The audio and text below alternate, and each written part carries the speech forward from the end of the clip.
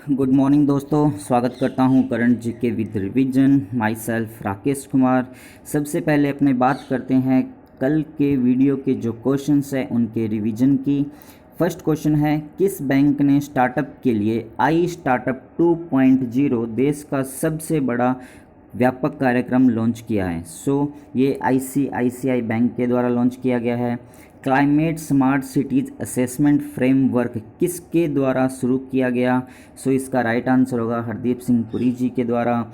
Crucial की report के अनुसार फाइनेंशियल ईयर 2021 के लिए भारत की जीडीपी दर -9.0% रहेगी। हुबली रेलवे स्टेशन का नया नाम क्या रखा गया है? श्री सिद्धारोधा स्वामी रेलवे स्टेशन इसका नया नाम रखा गया है। ये लास्ट 5 ईयर में दूसरी बार हो रहा है जब इसका नाम चेंज किया गया है। किस मंत्रालय के द्वारा school education in 21st century का सम्मेलन कराया गया? इसका राइट आंसर होगा मिनिस्ट्री ऑफ एजुकेशन के द्वारा। हाल ही में किस कंपनी के द्वारा डिजिटल मुद्रा परीक्षण प्लेटफॉर्म शुरू किया गया? राइट आंसर जो अमेरिका की कंपनी है मास्टर कार्ड उसके द्वारा शुरू किया गया है और इसके सीईओ जो है अजय बग्गा जी हैं। फिर बात करते हैं भारत के किस राज्य ने सबसे पहले एयर एम्बुलेंस सेवा शुरू की है? कर्नाटका सरकार के द्वारा फर्स्ट इंडिया की पहली एयर एम्बुलेंस सेवा शुरू की गई है। फिर बात करते हैं हाल ही में किस मंदिर को फॉरेन कंट्रीब्यूशन रेगुलेशन एक्ट के तहत पंजीकरण मिला है? राइट आंसर होगा गोल्डन टेम्पल जो कि पंजाब के अमृतसर सिटी के अंदर प्रेजेंट है। इस एक्ट के तहत क्या होता है कि हमारे देश का इंडिया का कोई भी पर्सन बाहर से किसी से भी दान ले सकता है। नेक्स्ट बात करते हैं आज के वीडियो के फर्स्ट क्वेश्चन की। किस विभाग ने 5 स्टार विलेज योजना शुरू की है? इसका जो राइट आंसर होगा डिपार्टमेंट ऑफ पोस्ट। फिर बात करते हैं जो ये स्कीम्स है बेसिकली महाराष्ट्र जो स्टेट है उसके अंदर जो विलेज है वहाँ पर लागू की जा रही है। वहाँ पर कहा जा रहा है कि पोस्ट ऑफिस के द्वारा ये 5 स्कीम्स लॉन्च की गई है। इन सभी स्कीम्स को वहाँ के गाँवों के अंदर इम्प्लीमेंट किया जाएगा। जो भी गांव के अंदर इन 5 स्कीम में से जितनी भी स्कीम्स वहाँ के लोगों को इम्प्लीमेंट करा दी जाएगी उसी के अकॉर्डिंग उस गांव को रेटिंग दी जाएगी। जैसे कि किसी एक पर्टिकुलर गांव के अंदर 5 जो स्कीम्स है पाँचों की पाँचों स्कीम्स को इम्प्लीमेंट कर दिया गया तो उस गांव को 5 स्टार रेटिंग दे दी जाएगी। यदि किसी ने 4 स्कीम को इम्प्लीमेंट किया गया तो उसको 4 स्टार रेटिंग दी जाएगी। ये जो स्कीम्स है पर्टिकुलर सेविंग बैंक की स्कीम है, सुकन्या समृद्धि जो अकाउंट है बच्चियों के लिए खोला गया उसकी स्कीम है, और जो पोस्ट ऑफिस के सेविंग अकाउंट है इनको इंडियन पेमेंट जो पोस्ट ऑफिस बैंक है उसके अकाउंट के साथ लिंक कराया जाएगा। फिर जो फोर्थ है पोस्टल लाइफ इंश्योरेंस या फिर rural postal life insurance policy है, और 5वीं जो स्कीम है 5th स्कीम प्रधानमंत्री सुरक्षा बीमा योजना या फिर प्रधानमंत्री जीवन ज्योति बीमा योजना है। ये पांचों स्कीम्स जो भी गांव के अंदर इम्प्लीमेंट की जाएगी उसी के अकॉर्डिंग वहाँ पर उसको रेटिंग दी जाएगी और उसके बाद ये पूरे ऑल ओवर इंडिया के अंदर भी लागू की जाएगी यदि ये सही तरह से यहाँ पर इम्प्लीमेंट होती है तो। फिर बात करते हैं जो बाकी के ऑप्शन है, जैसे कि मिनिस्ट्री ऑफ हेल्थ डिपार्टमेंट है, यहाँ के जो मिनिस्टर हैं डॉक्टर हर्षवर्धन जी है। मिनिस्ट्री ऑफ वाटर रिसोर्सेज की बात करते हैं, तीनों ने अभी एक अभियान लॉन्च किया है water heroes share your story नाम से। और मिनिस्ट्री ऑफ एजुकेशन है, अभी इन्होंने क्या किया है नेशनल एजुकेशन पॉलिसी स्टार्ट की है, और कहा जा रहा है कि जो हिमाचल प्रदेश है वो देश का सबसे पहला राज्य बना है जो कि इस एजुकेशन पॉलिसी को इम्प्लीमेंट कर दिया है, जिसने कर दिया है। फिर बात करते हैं जो कि हमारा पोस्ट ऑफिस है। पोस्ट ऑफिस की जो फाउंडेशन हुआ था वो 1 अप्रैल 1854 को हुआ था, और इस टाइम जब भारत के जो गवर्नर थे लॉर्ड डलहौजी थे। नेक्स्ट क्वेश्चन की बात करते हैं, किस राज्य ने भारत का सबसे बड़ा सूअर पालन मिशन शुरू किया है? इसका जो राइट आंसर होगा वो होगा हिमालय। इसमें कहा गया है कि जो ये सूअर पालन किया जा रहा है देश का सबसे बड़ा जो सूअर पालन मिशन यहीं पर स्टार्ट किया गया है, और इसके तहत कहा जा रहा है कि इस पूरी स्कीम के अंदर लगभग 209 करोड़ रुपीज़ इसके अंदर इन्वेस्टमेंट किए जाएंगे। और ये जो स्कीम है नेशनल कोऑपरेटिव डेवलपमेंट कॉरपोरेशन के द्वारा फंडेड की जाएगी। और इसका मुख्य उद्देश्य ये है कि जो सूअर का मीट होता है जिसको अपने पोर्क नाम दिया जाता है, ये मेघालय लगभग 150 करोड़ रुपीज़ का पोर्क इंपोर्ट करता है दूसरे जगह से। सो उसको रोकने के लिए और मेघालय को आत्मनिर्भर या सेल्फ सफिशिएंट बनाने के लिए इस स्कीम का लॉन्च किया गया है। फिर बाकी के जो अनदर ऑप्शंस हैं उनकी बात करते हैं, जैसे कि मणिपुर हुआ। तो मणिपुर जो रेलवे का सबसे बड़ा घाट ब्रिज बन रहा है वो मणिपुर के अंदर ही बन रहा है। और मणिपुर का एक बलदीप नंगथोजम नाम का बॉय है जिसने कोरोबॉय नाम से एक गेम लॉन्च किया था। और असम की बात करते हैं तो यहाँ की जो ब्रह्मपुत्र नदी है उस पर भारत का सबसे बड़ा रोपवे बनाया गया है। और नागालैंड की यदि बात करते हैं तो यहाँ पर येलो चेन नाम से एक स्कीम लॉन्च की गई है ई मार्केट प्लेस के लिए। सो ये कुछ बातें थी इस मिशन और जो ऑप्शंस हैं उनके बारे में। नेक्स्ट अपने बात करते हैं मेघालय स्टेट के बारे में। सो यहाँ पर अपन को इंडिया का मैप शो किया गया है और इंडिया का ये वाला जो पोर्शन आपको दिखाया जा रहा है ये मेघालय का पोर्शन दिखाया गया है। सो मेघालय के साथ अपने जो असम स्टेट है उसकी बाउंड्री टच होती है और इसके साथ साथ जो बांग्लादेश है उसकी बाउंड्री भी टच होती है।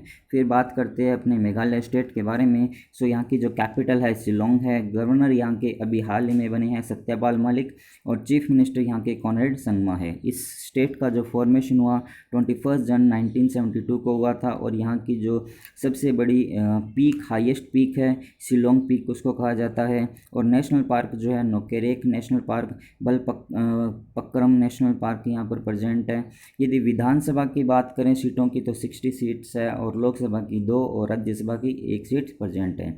फिर नेक्स्ट बात करते हैं यहाँ के जो अनुसूचित जातियाँ हैं, जैसे कि खासी जाति, गारो जाति और जयंतिया जातियाँ। ये जो क्वेश्चन है ये बहुत बार एग्जाम में पूछा गया है, ये रिपीटेड क्वेश्चन है। सो इसको अच्छी तरह से कर लीजिएगा कि खासी, गोरो और जयंतियाँ ये जो जातियाँ हैं किस स्टेट के अंदर पाई जाती है। नेक्स्ट बात करते हैं करंट न्यूज़ ऑफ मेघालय के बारे में। सो भारत और बांग्लादेश के बीच एक संयुक्त सैन्य अभ्यास हुआ था संप्रति, जिसको नाम दिया गया था संप्रति 9। भारत और बांग्लादेश के बीच जो सैन्य अभ्यास होता है उसको संप्रति नाम दिया जाता है। और भारत और चाइना के बीच में हैंड इन हैंड जो मिलिट्री एक्सरसाइज हुआ था वो भी यहीं पे हुआ था। और इंडिया का जो इंटरनेशनल चेरी ब्लॉसम है वो भी शिलोंग के अंदर मनाया गया था, ये एक फेस्टिवल है। फिर बात करते हैं कि जल संरक्षण सुनिश्चित करने वाला ये पहला राज्य है और फर्स्ट पोजीशन पे रहा था। फिर नेक्स्ट क्वेश्चन की बात करते हैं, वैश्विक आर्थिक स्वतंत्रता सूचकांक में भारत का स्थान कौन सा है। सो इस बार जो रिपोर्ट पेश की गई है फ्रेजर इंस्टीट्यूट कनाडा के द्वारा ये रिपोर्ट पेश की गई है, जिसके अंदर इंडिया की 105th सीट पोजीशन है, मतलब 105वीं पोजीशन है। लगभग ये 162 कंट्रीज़ के बीच में ली गई है। और इससे जो लास्ट ईयर था उसके अंदर इंडिया की 79th पोजीशन पे था। ये जो रिपोर्ट पेश की गई है इसके अंदर जो फर्स्ट पोजीशन पे रहा है वो हांगकांग कंट्री रहा है और सेकंड पे रहा है सिंगापुर। बाकी अभी हाल ही में एक ग्लोबल इनोवेशन इंडेक्स रिपोर्ट भी आई थी जिसके अंदर इंडिया की 48th रैंक थी। नेक्स्ट क्वेश्चन की बात करते हैं, किस राज्य सरकार द्वारा गृह प्रवेश समारोह का आयोजन किया गया। सो इसका जो राइट आंसर होगा वो होगा मध्य प्रदेश सरकार।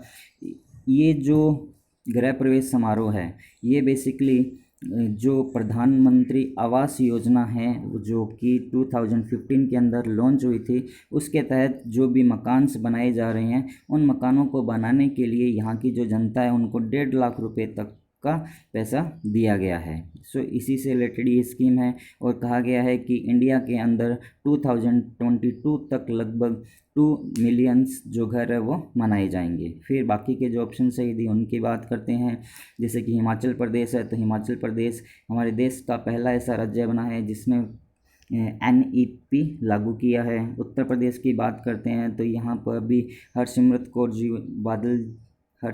कौर बादल है, उन्होंने एक यूनिट लॉन्च की है फूड प्रोसेसिंग के लिए। और गुजरात की बात करते हैं तो गुजरात स्टेट ने खुद की जो टूरिज़्म है उसकी पहली नीति लागू की है। नेक्स्ट क्वेश्चन की बात करते हैं, स्वामी अग्निवेश जिनकी हाल ही में मृत्यु हुई वो कौन थे? सो इसका जो राइट आंसर होगा वो एक पॉलिटिशियन थे जो कि 1977 के अंदर हरियाणा की जो विधानसभा है वहाँ पर सिलेक्टेड हुए थे। फिर उन्होंने 1981 के अंदर बंधुआ मुक्ति मोर्चा स्थापना की थी जिसको बॉन्डेड लेबर लिबरेशन फ्रंट भी कहा जाता है। और इसी के साथ साथ ये आर्य समाज जो है विश्व आर्य समाज के प्रेसिडेंट भी रहे थे 2014 तक। इसके साथ साथ ये जो अपना सलमान खान के द्वारा एक शो का आयोजन किया जाता है बिग बॉस, उसके अंदर भी एक्टिंग भी कर चुके हैं। सो इसका जो राइट आंसर होगा मेनली तो वो एक पॉलिटिशियन ही थे। नेक्स्ट क्वेश्चन की बात करते हैं। जुल्फ़िकार 1919 नेवी अभ्यास किस देश से संबंधित है? इसका जो राइट आंसर होगा वो होगा ईरान। बाकी ये नेवी अभ्यास किया जा रहा है जुल्फ़िकार 1999, ये अभ्यास ईरान के द्वारा वहाँ की जो हरमुज़ खाड़ी है उसके पास में किया गया है। ये जो अभ्यास किया गया है यूएसए के साथ जो उनका तनाव चल रहा है उसको देखते हुए किया गया है। बाकी के जो ऑप्शन सही दिए अपने उनकी बात करते हैं। इंडिया और यूएसए ने अभी एक नेवी एक्सरसाइज परफॉर्म किया है जिसको नाम पासेक्स रखा गया है। फिर यदि अपने बात करते हैं इंडिया, जापान और यूएसए, ये तीनों जब मिलकर एक नेवी अभ्यास परफॉर्म करते हैं तो उसका नाम दिया जाता है मालाबार।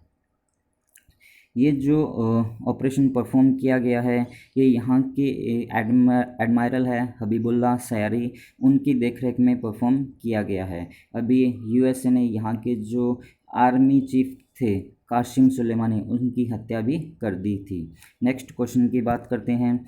मोडीज़ की रिपोर्ट के अनुसार फाइनेंशियल ईयर 2021 के लिए भारत की जीडीपी दर क्या रहेगी? सो इसका जो राइट आंसर होगा वो होगा 11.5 माइनस के अंदर।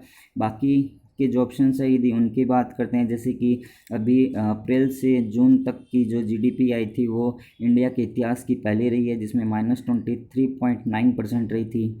और अभी फिच ने भी रिपोर्टिंग जारी की थी जिसमें जो जीडीपी है -10.5% रहेगी। और क्रिसल ने भी रिपोर्ट जारी की थी, उसके अंदर इंडिया की जीडीपी फाइनेंशियल ईयर 2021 के लिए 9.0% रहेगी। अब यदि अपने बात करते हैं मोडी के बारे में, सो मोडी का जो फाउंडेशन हुआ था वो पर्टिकुलर 1909 के अंदर हुआ था। ये एक क्रेडिट रेटिंग एजेंसी है। इसका जो हेड क्वार्टर है वो न्यूयॉर्क सिटी यूएसए के अंदर प्रेजेंट है। नेक्स्ट क्वेश्चन की बात करते हैं।